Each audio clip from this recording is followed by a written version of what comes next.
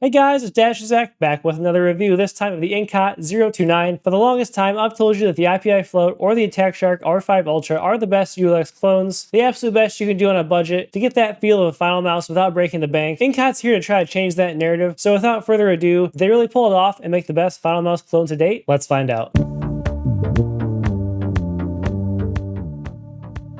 So here we have it, the Incot 029, in that awesome teal colorway with, in my opinion, one of the coolest scroll wheels on the market. Incot has been on a tear lately. They broke off of the hot swappable functions of the initial G23 to make the V2, which is my favorite GPS clone, and now they're going right at Final Mouse with this 029, which as you can tell, very much in the Final Mouse shape. And don't worry, I'll be comparing it to the BeastX Pro, the ULX Medium, and of course, my old favorite, the Epi Float, IPI Float, call it what you want. Obviously, Final Mouse is a thing of legend, so why wouldn't you clone the shape? It's very popular. Let's jump right into the implementation of the mouse here. This is using their Incot Huano collab switches, and they feel even better in this mouse than they did in the G23 V2. They're a little bit more tactile, and they have even better rebound. They are almost perfect in this mouse. Again, I really love these switches. They're very late and tactile mechanical switches. If you like a deep, satisfying mechanical switch, this is not for you. If you like the quick rebound of the Omron Optical, you actually may like this switch quite a bit. I feel like this is sort of its mechanical cousin, if I'm being honest with you. There's not too much pre, not too much post, not a lot of wobble, if any, here on the buttons. Very well implemented clicks. And even here, pressing at the top of the button, it's more of a medium actuation, but it's none too heavy. These clicks, in my opinion, are just off the charts good. Coming to the scroll wheel, obviously we're loving that aesthetic, but the implementation of the scroll wheel here is probably the biggest pitfall of the mouse. The scroll is actually pretty nice. There are defined steps, and they're on the lighter side, but you can tell that they're there. The click, though, is not the heaviest, but it's just a little bit stiff and doesn't have the best rebound. If you're clicking at a speed like this, it is fine, but I'm just having to apply a little bit more pressure than I'd like in a perfect scenario there. Doesn't kill the mouse for me, but something to be aware of. The side buttons, very light and spammable. A little bit forward position, but pretty accessible here on the back button toward the middle of the mouse. There's almost no pre-travel, although I will say you can sink them pretty deeply into the mouse, which is something that bothers me when I'm doing a review like this, but in game. Not something that I really notice, and not something that affects my ability to spam this side button. So overall, the implementation of these side buttons is very good. Coming to the bottom of the mouse here, we do for some reason have a split skate design on the back. Not my favorite. Not sure why I saw that was necessary to print the information here, as opposed to like maybe sideways here, or just split across this part of the mouse, but not the worst situation. We've seen smaller, crappier skates. I prefer this design to like a skinny sort of looping skate here, like on the GPX, for example, and then a nice front pad here. Sensor position is very central, very much in line with both the BeastX and the ULX Medium. The skates themselves are thick and well-rounded, and they're not on the slow side by any means. Doing a glide test here, obviously this is a very fast pad, but we can slide across the pad with ease. These are definitely faster than like the Magic Ice, for example, that I have here on the ULX, which are just like a standard stock speed skate. I would say like dead on average speed and high quality. These are on the faster side, maybe not as fast as Jade's. I haven't done any testing, but not slow by any means. So overall, the skate performance here is also very satisfactory. Coming to the coating on the mouse, it's like the G23 V2. It's very similar to the original G23. It has a very smooth feel to it, but it is nicely rubberized. It's not quite as grippy as like a Pulsar coating, for example. Like my palm will slip off the back here without grip tape, but overall, I do find the coating as satisfactory as it was on the G23 V2, and probably like a 7.5, 8 out of 10. Not the absolute best that I felt, and it will be slippery for some. Plenty grippy for me, and honestly, I really enjoy running my fingers over a very smooth coating like this. It's just really satisfying in use, and honestly even makes the click feel a little bit more enjoyable for me. And then lastly, build integrity. Shockingly for how light this mouse is, not really too much flex to write home about. A little bit here, right between the middle of the buttons, a little bit more on the right side here, but like you probably are having trouble picking that up on the camera. No, there's a little bit there you can tell, but nothing you would have in game. No popping, nothing like that. There's a little bit of flex here you can see as the sensor moves there on the bottom, but I didn't find any other play around the side or the top back of the mouse. I will say one thing I don't hear on the click design, it's not like an X2, for example, where these buttons are inlaid with a piece right here, which I presume is to prevent pinching. This is, I guess, a theoretical pinch zone, although as someone who puts my pinky right here on the front side, I have not had my finger get pinched a single time. Do be aware that it is possible, but even for someone like me who's very high risk in that area, I did not run into that issue at all. So overall, the implementation of this mouse is very good, pretty much on par with the G23 V2, but with slightly better feeling clicks and a little bit stiffer scroll wheel. I'll be honest, at first I was like, was I too positive on the scroll wheel on the G23 V2? But no, that one was a little bit lighter, a little bit more spammable on the click there. Again, not a huge detractor, but does prevent me from saying that this mouse is absolutely flawless. Coming to the shape comparisons, these mice are all pretty much more or less the same, but there are some subtle differences between them, and we will cover them, as well as what I think is the best value amongst these mice. Obviously, ULX is very expensive. BeastX Pro's a little bit more affordable, but still on the expensive side. Obviously, this is the solid side version, and this tempered colorway was limited edition and a bit more expensive. I grabbed it used, as I will. will. If you want my quick opinion on the Beast X versus the ULX, it's the Beast X all the way, especially with these solid sides. This mouse feels absolutely amazing. The Omrons in this magnesium shell feel pristine, although I will admit the clicks in this ULX are also really good. Obviously, this version had a slight yellowing issue, as you can pick up here on the camera, but the build quality in this was just pretty mid. I know different batches of ULXs have been really solid or kind of mediocre, pretty hit or miss. I've only ever had flawless QC on my Beast X's. I won't ever fault someone for buying a ULX because it is cool just to have a final mouse, but honestly, the price tag is just not for me. And I guess 145, maybe even closer to 100 on like a used Beast X on the secondary market is a lot more palatable for me, a lot more reasonable. I think you're getting solid quality at that price for this mouse. Even buying it new, I can get behind that. But let's go to the budget options because they are stellar. You may have seen my review of the IPI Float and it was very, very positive. I guess the low point was probably these skates. It's an almost ULX shape. I didn't have any ULXs on me at the time. The main difference on this mouse versus the ULX is it's a little bit narrower, like there's not as much flare here on the back. It's just a little more conservative on the flatness of the sides, a little less taper here and flare here, ever so slightly smaller kind of a ULX. This mouse was an absolute out of left field banger, and I stand by that even months later. I haven't used it heavily, I've used it on and off, but every part of this mouse just feels pretty darn good to me. Particularly love the side buttons and the clicks, and overall just sort of the texture of the mouse is very satisfying in hand. But compared to the 029 here, you can sort of see in this angle the more pronounced back flare and just slightly more tapering here, both at the bottom and as we come down the side of the mouse. These feel pretty similar in hand, and I don't think you'll miss one or the other shape-wise if you go one or the other way, and they are priced pretty similarly. On AliExpress, I think I got this for $46 after coupons. You may or may not have Rakuten in your country. And I think you can actually get the 18 version of this, 1K wired, because who needs wired, 8K wireless for some $40 sometimes, but they're pretty similar in price. This is obviously going to come to Mechkeys, so that's a place where you can buy mice. It'll be more easily available than AliExpress, although for me, AliExpress is super, super reliable as long as you know how to slightly vet sellers. Even the duckbill, I just went to a random seller because it was an early listing. It shipped pretty darn quickly. I will say when comparing these two mice though, you won't know, but I literally just paused for 20 seconds, hard debating in my head because I had an idea before I came into this video and I've sort of changed my mind, gone back and forth. They're both really good. I would give the coating edge to the 029. The clicks are satisfying in a different way. Some of these have Omron 100M, some of these have Kill white blades, white swords. They're very, very similar. This is like a sharper, more tactile feel on the click, and it's not quite as light and spammable. This is slightly more plasticky, and I guess like the best sense of how I could say that. And it does rebound. It is more spammable, I will say. It's on the lighter side compared to this click, so I do think for usability, I prefer the clicks on the 029, but I still do enjoy the tactility. A slightly heavier click on the float. Scroll wheel is interesting. I actually like the scroll and the aesthetic better on the 029, but the click is a lot more spammable and consistent here on the float. These side buttons are really good. Again, I have no complaints. They're very light and spammable. These side buttons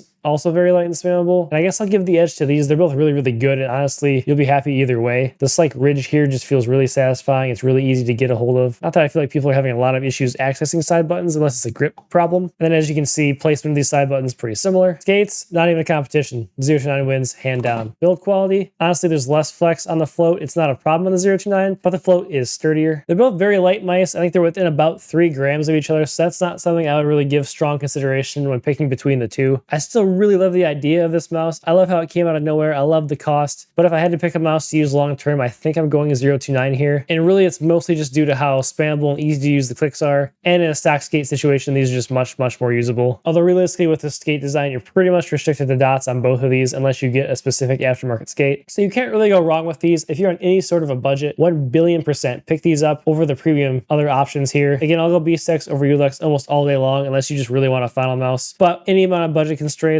or honestly, if you're just like a sort of budget savvy person regardless, these two mice have an easy recommendation, and they're both quite good. My overall thoughts on this mouse are that I am very impressed. Again, just like the G23 V2, this mouse is very close to perfect, very, very good, well priced, lightweight, well built, all around just a kick-ass mouse. And there's something about this teal colorway that really just does it for me. The teal and white together, specifically even the white bottom with the teal, just looks absolutely stellar to me. I'm probably swayed a bit by how really satisfying the surface of the mouse is to touch, and is how just spammable and light these clicks are. I'm a really big fan of these Incat Huano collab switches here. But honestly, if your biggest complaint is the click on a scroll wheel, and that's about your only complaint about the mouse, there's a subset of people who that won't work for, and then there's me who that doesn't really bother at all. So I find the mice to be very, very good, and definitely a top final mouse clone, one that I can give a pretty full recommendation to. The performance here virtually matched the G23 V2. This is the non-pro version of the 029. It only comes with a 1K dongle. I can reassure those who watch the channel consistently, I do have a 039 coming in, and it is the Pro version with the 8K dongle, and at that point, I'll be able to report to you testing results above 1K polling. But at 1K polling, the results in this are satisfactory. There's nothing to write home about. There's nothing I anecdotally noticed in-game that made this feel like a subpar implementation sensor-wise or anywhere else. And overall, this gets a glowing recommendation from me. I guess I should probably mention the Attack Shark R5 Ultra ones here as well, as that's a direct competitor to this mouse. The R5 Ultra is presumably going to come in more expensive than this. I think it's usually $70+ on either Amazon or the Attack Shark site. There was a whole thing with that mouse. Obviously, the Attack Shark R5 versus the Float, which came first, who copied who, is the same company. We don't really know. Did you even know what switches you were getting? No, you didn't. I have sold my R5 Ultra since then. Didn't ever use it really a ton, but virtually everything I said in this video pretty much applies to the R5 Ultra as well. And my general recommendation is going to lean toward the 029. Quick look at the meat and bones of the Incot WebDriver here. Same as the other time I looked at it. DPI settings. I ran this in esports mode, always on 1K polling. When it comes to the bounce here, the G23V2, as you may know, under 8 millisecond to bounce with slam click. You need at least 6 millisecond to bounce on the 029 here, or else you will also slam click. And then your motion sync, angle snap, ripple, blah, blah, blah, is here under the comprehensive settings. I never run any of those settings on my mice. We'll run the gamut on weights here. Stock 029 comes in at 38.9 grams, sub 40, very light. BeastX Pro, solid sides, comes in at 43 grams. This Ulex ACU with the Magic Ice Skates comes in at 39.2 grams. And then we have the Float, also completely stock, coming in at 42.8 grams. All these mice within 4 grams of each other. Again, I would not let weight be a determining factor at all when looking at these mice. The main measurement points of interest for me on these mice, minimum taper point and back flare. And I have the taper coming down to 56.1 millimeters here on the 029, pretty much right in line with the ULX at 56, and also matching the slightly flatter sides here of the Float and the BeastX as well. The clock 029 hump height around 36.6 millimeters, right about the same as the ULX, and pretty much in line with the height of all these mice. Max back flare was about 61.8 millimeters here on the 029, which was a bit lesser than the ULX, as well as the BeastX here at 62.3 millimeters. And you can see the defining feature of the Float, almost a whole millimeter narrower as far as the back flare goes. Very similar shapes here, but again, not something I think you would really mind in hand long term. So that about sums it up for my thoughts on the Incot 029. It is indeed a very good mouse. It's not an absolute slam dunk best Final Mouse clone, but I'd say it's very, very close. It's well implemented across the board. The performance was solid, and the aesthetic was absolutely sick. Incot has been knocking it out of their park with their most recent releases, and I'm pretty stoked to see which shape they go after next. As someone who predominantly covers budget mice that are pretty much clones of other shapes, it's really awesome to have another mouse in the conversation when it comes to Final Mouse ULX clones, so I'm glad Incot was able to deliver on this mouse. Please subscribe and like if you enjoyed the video. Follow me on X at DasherZach. Join up in my Discord server. Check out the Mousecast podcast. And with that, we'll see you.